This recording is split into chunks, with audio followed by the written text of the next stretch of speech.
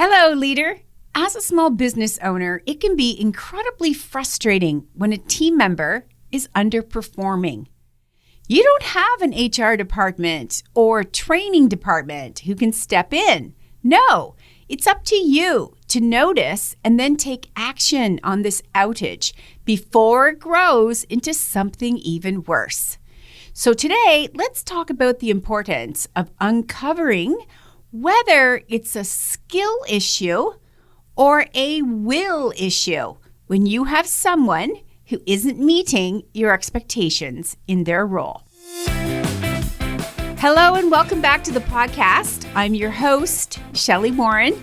I'm so glad that you're taking me along with you as you go about your day. And hey, did you know that the team that got you here may not be the team that will get you there?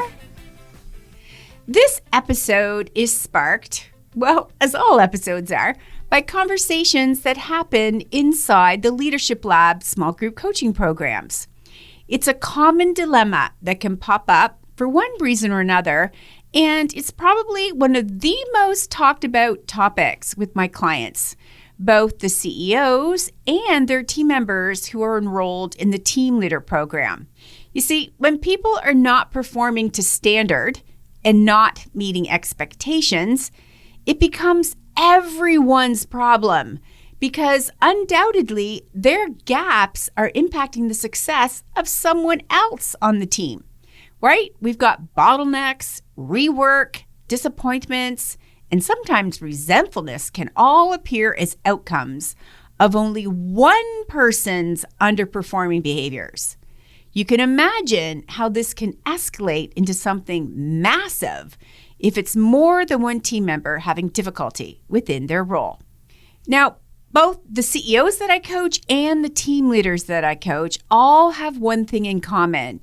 They want this person to turn their performance around, and they know that there's nothing like the feeling you get when you can help someone achieve their goals. More leaders need to feel that because once you do, it will fuel your desire to continue to support and coach your team, even the most difficult of people.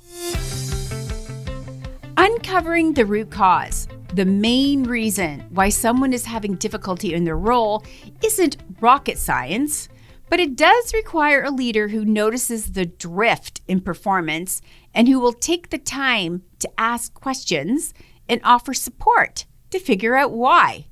So here's the big question.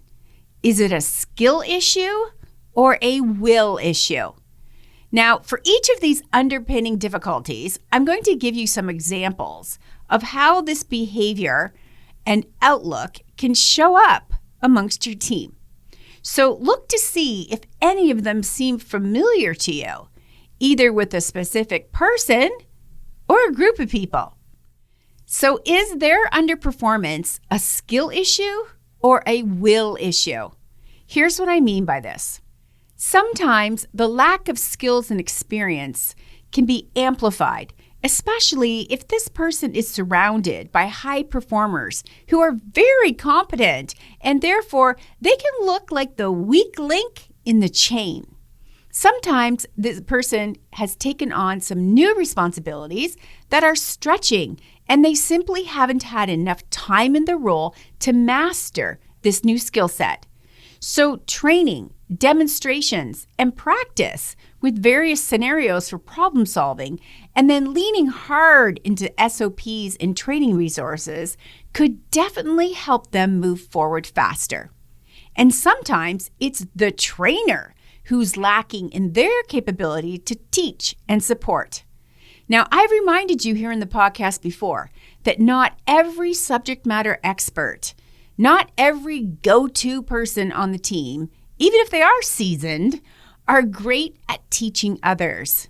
Teaching is a skill set in itself, and the best trainers genuinely want to help others succeed because they get it that when the person succeeds, so do they.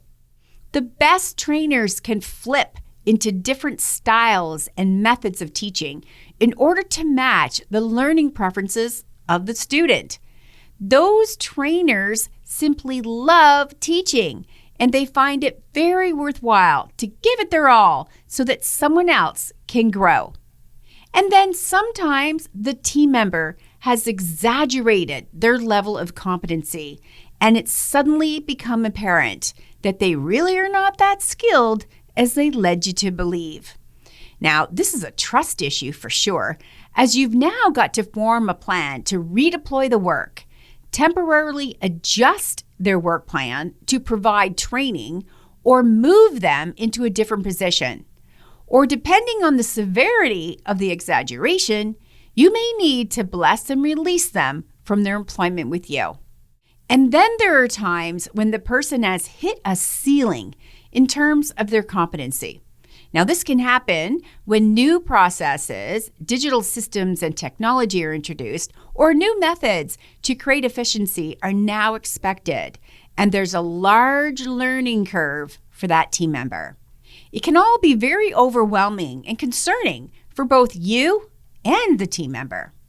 You could both be wondering if this is going to impact their long-term fit, if the learning curve can't be shortened and the skill development felt. Now, this can lead to having that difficult conversation about exiting their role with their dignity intact instead of requiring over-coaching and over-action planning to try and improve their mastery of these new requirements and responsibilities. So, if you determine that the underlying cause of this person's underperformance is not a skill issue, then we need to consider that it's likely a will issue. Here's what this can look like. If you've noticed a significant drift in someone's results, because results don't lie, it's time to look deeper into how this person thinks, acts, and feels at work, because it could be impacting how they perform. A few reasons why someone has a different outlook on their role can be things like this: striving for perfection. And when they don't hit their definition, they become defeated. And over time, they can convince themselves that they'll never really hit that mark, so why bother even to try? The other one is lack of motivation. This can be a new behavior whereby they used to be highly engaged and now they're not. It's so important to have good working relationships with your team members so that you can ask the tougher questions to understand why they've lost their motivation. Sometimes people lose their mojo because of peer-to-peer conflict, or they simply don't like their job anymore. If it's a peer conflict, it's your role as their leader to set the expectation that they will work it out amongst themselves promptly and first. And only if they can't resolve it would they then get you involved. You want to make it normal in your workplace for your team to become self-sufficient with confronting one another and working out their differences in a professional way that leads to even stronger working relationships. And if they've decided that they no longer want to work with you and they're holding on until something better comes along, they're likely not going to tell you that. This is where you've got to be clear with them that they need to meet the expectations of their role and seek to find new enthusiasm for the work. Often just talking about what is frustrating them or having them admit that they need additional support but have been afraid to ask for it can clear the air and breathe new life into their outlook about their work. And isolation is also a big factor in having someone lose their keenness. This is something that can be easily improved by ramping up the type of interactions you have with your team and the frequency, including the interactions that your team can have with each other without you. Another probable cause is poor communication or time management. Now, this can significantly undermine your team members' efforts, and it may not have started out so terribly, but it can quickly morph into a real problem for themselves and those around them. This can look like not showing up for meetings, not completing tasks on time, not asking for help, not updating peers on the progress of a task, or not doing a handoff so the other person is left waiting. Overwhelm is often the root cause of poor time management. That and poor planning, meaning they have a large workload and organizing their day and their calendar is a challenge for them. And not asking for or being given clarity to better understand timelines and priorities can also be a trigger that leads to mistakes, assumptions, that darn rework, and overrides on time and cost. So teaching best practices for time management for everyone on your team, and preferably by someone who actually role models these tools and systems, can really help close the gap for many people who have these challenges, but who might not be comfortable admitting it. For a lot of people, they can limp along unnoticed for a while if their workload is manageable. But the minute it's overloaded for a special project or a peer is off sick and they have to temporarily leverage their cross-training skills, there's a definite tilt, and planning and organization skills, or the lack of, can really break the momentum of their results. And then, of course, there's this underlining probability: health issues or home issues. Both of these can really take the wind out of your team member's sail. It's unfortunate when this happens because as their leader, you don't want to probe into their personal life. Yet when it's obvious that health or home issues are spilling over into the workplace, it's your duty to intervene and offer support. That support can look like readjusting their workload temporarily, and it can also look like providing them with referrals and connections for healthcare services and support. The goal is to help them get quality help to resolve these issues so they can feel better in their personal lives and at work. And here's a will problem that seems to be even more and more prevalent these days, right across the board. But you may have noticed it quicker with your younger team members. Here it is. They only want to do tasks that they want to do. This can look like continually forgetting to do something or shrugging their shoulders about it not being done. It can also look like dragging their feet on a task in hopes that someone else will do it. And they can even suggest that the tasks or group of tasks can be delegated to someone else. I've had clients whose younger team members have suggested that she hire interns to take over the tasks that they didn't want to do. This undoubtedly is alarming and begs the question as to whether this person is a long-term fit. It's a moment to reinforce with them that there's not a person on the planet who loves 100% of their role, and that in the world of business, there are necessary tasks that need to be done linked to everyone's role that each person may not 100% enjoy doing. And yet, if it wasn't required to be completed, it wouldn't be part of the role. I find this is an exercise in negotiation whereby even seasoned team members can have an inflated sense of importance and demand to let go of some of their tasks and ownership areas that no longer excite them. Now, I'm a fan of developing people and creating a team culture that outlines pathways to success for each role. Essentially, mapping out a way for everyone to see how they can move forward in their career, including compensation increases. But if someone is wanting to ditch ownership areas without a plan to teach and train others to take it over so that the standards are upheld in a way that enhances their career desires of a peer, it can simply feel like entitlement. We want to help our team members gain back their motivation so that they will do a great job every day because they want to and because they see the value in what they do every day and how it impacts someone else on the team or a client or a customer or the brand itself. So yes, There are definitely times when you want to reward a team member by redeploying lower valued tasks to another person. Or you might want to redeploy ownership of something to someone else who's craving it to help them move forward in their career. Both of those intentions and follow-through are what strategic leaders do in order to retain their high performers.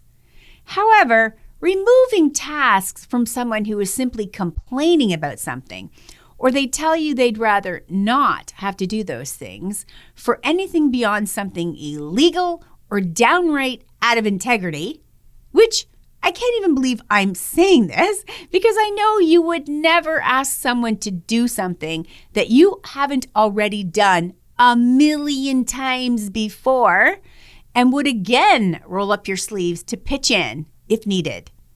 It's this type of posturing, pushback, and attitude towards doing tasks that they seem to think is below them is a bright red flag blowing right in front of you. Notice it, take action on it, and reinforce the many tasks that you and others have done in order to move the business forward and provide exceptional service for your clients and customers. You want to reinforce the expectation and the importance of these tasks, even though they believe it's minimal. Tell them why it's not and why it's linked to their role in the first place. They need to hear how not following through on it will impact your viewpoint on their contribution. Having these types of conversations with your team members is a critical component of your role as a leader. It's likely not your favorite part of the role, but it is an important one. Asking the right questions and creating a space where it feels safe for your team members to tell you truthfully what's going on is the start of turning this all around. Don't assume you know, and don't be influenced by speculation of other members on your leadership team or members of your extended team who have come to complain to you about this person. Go to the source. Host an adult conversation that includes genuinely wanting to help this person succeed, even if it means that they tell you they're going to self-select out and quit. Even if they tell you that the role is too much for them right now because of a health or home challenge. Even if they're unwilling to admit that there is a problem. And even if they don't initially take ownership of their performance gaps. Keep coaching them. Keep offering more training resources, and at the same time, give them dates to work towards that you expect to see a significant improvement in their results. And if you want some help finding the right words and phrases to help facilitate these kind of workplace adult coaching conversations, you can pop over to the website and get your Ask Shelli script bundles. And by the way, we've priced them ridiculously low so that more women who lead feel more confident doing it, because I know hard is harder than ever right now. One of my superpowers is knowing what to say in delicate situations, and we've created bundles of scripts to help you build this skill too and increase your confidence when you walk into those tough conversations. So get your Ask Shelli script bundles at the website or with the link that's included in the episode description.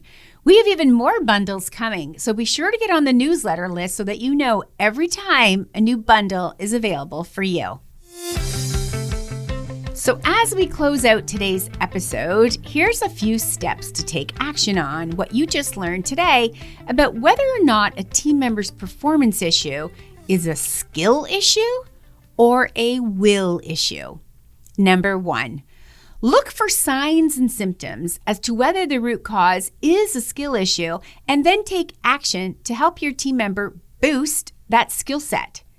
Be prepared that if they can't close the gap within a reasonable time, you'll have to consider the next step in your termination process.